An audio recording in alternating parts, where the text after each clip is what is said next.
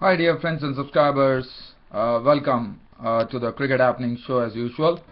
In this part of the Cricket Happening Show we have a match which is going on, and well, I'm going to take you there live right now because there's a wicket fallen for South Africa. So South Africa have lost their first wicket. Now we are talking about the one-day international which is happening. This is the second one-day international. As you know, South Africa the other day took the match against Pakistan by 1 run, and here I see that Sohail Tanvir has actually given the breakthrough to Pakistan, and it's a very important breakthrough because considering the fact that Pakistan were the ones who batted first, and probably on a wicket where 250 score would have been pretty ideal, Pakistan were all out for 209. As I see, Sohail Tanvir is the one who was given the breakthrough here. That was pretty important for Pakistan, as this was an in-swinging delivery to Colin Ingram, the opener.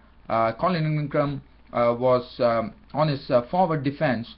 In fact, the ball has actually beaten the bat and actually gone on to hit the stumps, and that's the end of Colin Ingram. So Colin Ingram departs, bowled by Sohail Tanvir for 4, and South Africa, in reply to Pakistan 209 all out, are 7 for 1. Now we will come back to that later, as soon as right now Graham Smith is not out on 2, the captain of the South African team. Well, we'll come back to that later. Because I mean, there are also other things that I just want to say that what I'm going to do on this Cricket Happening Show. In the meanwhile, Sohail Tanvir comes in and bowls to JP Duminy, who has joined Graham Smith, and JP Duminy gets a ball which is angled onto his legs there, and he tucks it down to the leg side, and well, wouldn't get a single as the ball goes straight to the fielder, and the score remains on 7 for 1. Well, as I said, in this particular Cricket Happening Show, yes, I will be talking about the Pakistani innings of 209 all out, and also keeping you abreast of what's happening in that particular match between South Africa and Pakistan at the Dubai Cricket Stadium. And well, we'll also look at the Indian squad that has been selected for the West Indies. You know, West Indies are in India right now. They're already playing a tour game against Uttar Pradesh. And so West Indies and India would be taking on the first test match will be on 6th of November, and as you know, this test series between West Indies and India gains added significance with the 200 test going to be played by Sachin Tendulkar, who will also be playing his last ever test match in his international career, as you know. So we'll be talking about the squad that has been selected for the first test match. In fact, the first 2 test matches, the only 2 test matches that is going to be played.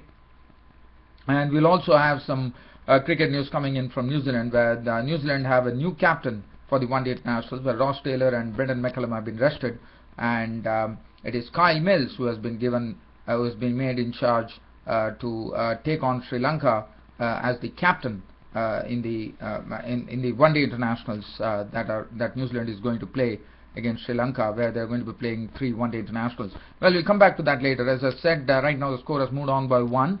The score has moved on to 8 for 1 for South Africa. But let's look at what happened in this game at the Dubai cricket ground, where Pakistan were the ones who actually today won the toss, and they elected to bat first. But electing to bat first, one would have expected them to actually put up a good score on the board. But unfortunately, that was not the case, because it was some pretty disciplined bowling from the South African bowlers, especially.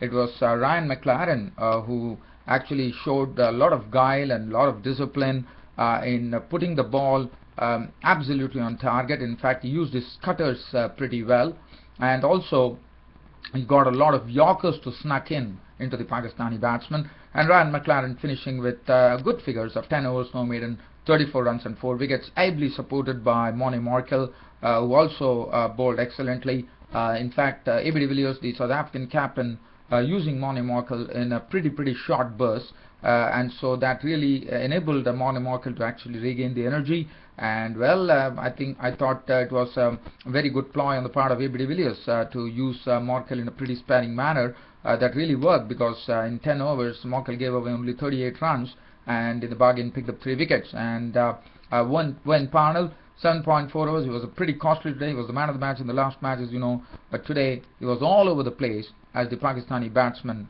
found him to be easy meat. 7.4 overs, no maiden, 149. Imran Tahir, as usual, Bowling is spelled pretty economically and picking up 1 wicket only, but bowled 10 overs, 1 maiden, 1 for 28, and JP Nomini bowled 4 overs, none for 17.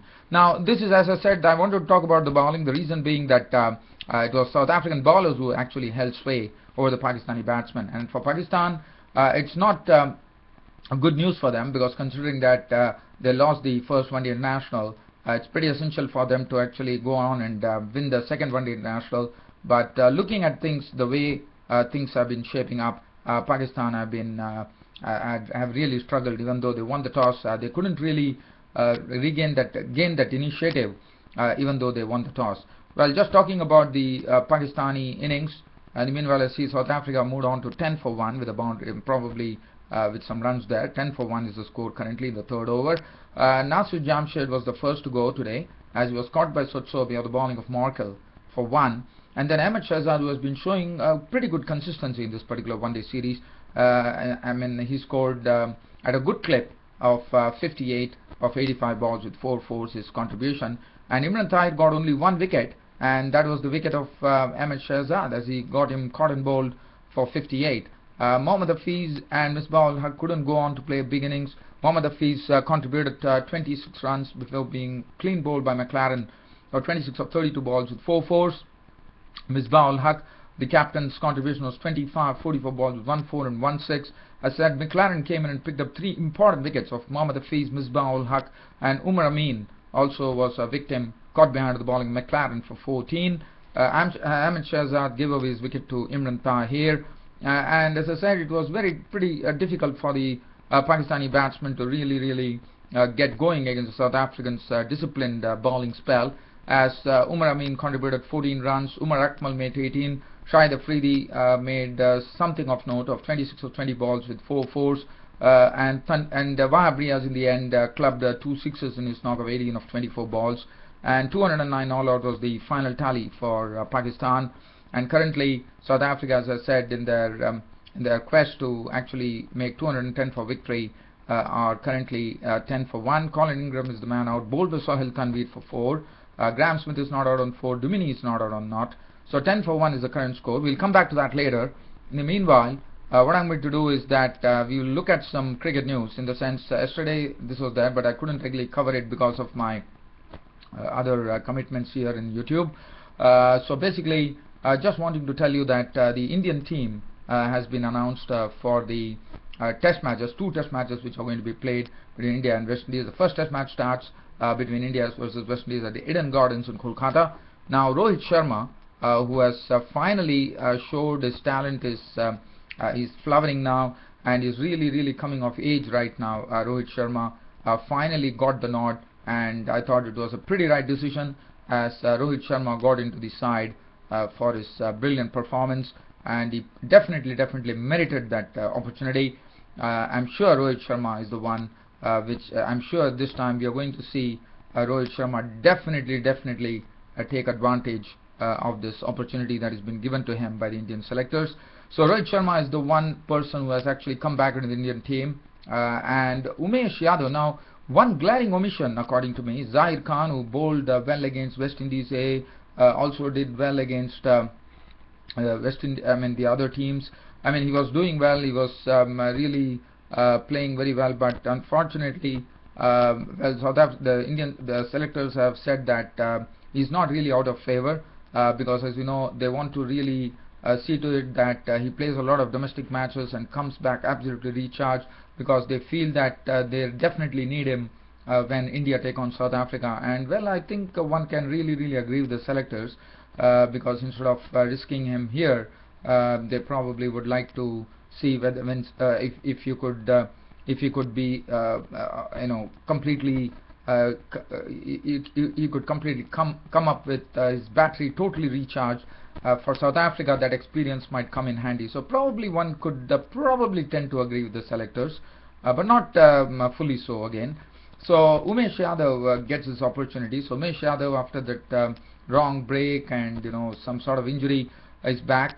Now another good one thing that we have seen, well, this is one day internationals was where Ishan Sharma leaked a lot of runs. So, but again, test matches are absolutely a different kettle of fish. So Ishan Sharma keeps his place, and the other players who has to come, Mohammad Shami, who actually bowled well, gets an opportunity. Now Mohammad Shami, I'm sure he's a sort of a Praveen Kumar type bowler, and one really hopes, because Mohammad Shami is basically relies on swing bowling, and he also gets the ball to bounce. He gets the ball to really nip in and nip out. So I think that's a very good selection, because considering the fact in the test matches he would have the luxury of having 2 slips, 3 slips and a gully with Mahendra Singh Dhoni is definitely going to provide him. I think Mohammad Shami would be a bowler to watch, because the way he bowled against Australia, one is probably thinking that Mohammad Shami is one person who could really swing the ball a great way, in a great manner, in fact. And I'm sure he's in the mold of Praveen Kumar and Mohammad Shami. I'm really looking forward to see Mohammad Shami swing the ball when he plays against the West Indies. And then as far as Suresh Raina, Suresh Raina has never been a regular in test matches, so he finds his place out. Now Harbhajan Singh, probably one would have been thinking that Harbhajan Singh would play, but Harbhajan Singh has not been given. As I said, I met Harbhajan Singh at the Mumbai airport, and I wished him good luck. I also wished him good luck to be into the Indian team, but Baji, unfortunately, your time is still not come. But I'm sure, like your mate Yuvraj Singh, Harbhajan Singh, your turn will definitely come, because I think Harbhajan Singh is a much improved bowler now, and that is something that I've seen Harbhajan Singh that the Indian team could take advantage of. But well, Harbhajan Singh probably needs to do a bit more to impress the Indian selectors. Ashok Dinda, there is no Ashok Dinda. Ravindra Jadeja is out due to injury, not on him, because Ravindra Jadeja, as you know, is a wonderful player. He's always 100% for the Indian team, so he doesn't find a place, unfortunately. In the meanwhile, I see that South Africa are doing well. They have just moved the score on to 22-1. We are in the 4th over, and Cheteshwar Pujara, now as you know, the Indian team looks pretty strengthened. Dhoni, the captain, Shikhar Dhawan, Murli Vijay is still there. Cheteshwar Pujara, Sachin Tendulkar, they're the richest, I would say. As far as batsmen are concerned, India are absolutely. Virat Kohli is in some pink form right now. Ravichandran Ashwin, Bhuvaneshwar Kumar, oh, that will be a real combination, because Ishan Sharma probably will take the new ball, and then, or probably I have a feeling that it would be Bhuvaneshwar Kumar and Mohammad Shami, because both are swing bowlers and both rely on the ball to actually swing in the air, and Bhuvaneshwar Kumar and Mohammad Shami would be the one who will be handling the new ball, and then probably Ishan Sharma would chip in, and Umesh Yadav is also there. But when I don't want to go into any details of that, but I just wanted to briefly cover the team that has been selected for against West Indies in the one-day internationals. And then now we look at some other cricket news. As I said, New Zealand are going to play Sri Lanka. Play against Sri Lanka. They're going to play 3 one-day internationals, starting with the first one-day international at Hambantota. Now, what the New Zealand selectors have done, and I think it's absolutely right, the manner they have done is they have actually rested the seniors like Brendan McCullum and Ross Taylor. Kane Williamson is also doubtful because of his injury. So what they have done is basically they want they want their big guns against West Indies when actually later this year for the home test. So basically when West Indies to New Zealand, they definitely want the services of those players. So what they have essentially done is that they have gone for Kyle Mills. Now Kyle Mills has never captained New Zealand, so for the first time Kyle Mills gets an opportunity here. As you know, Kyle Mills is almost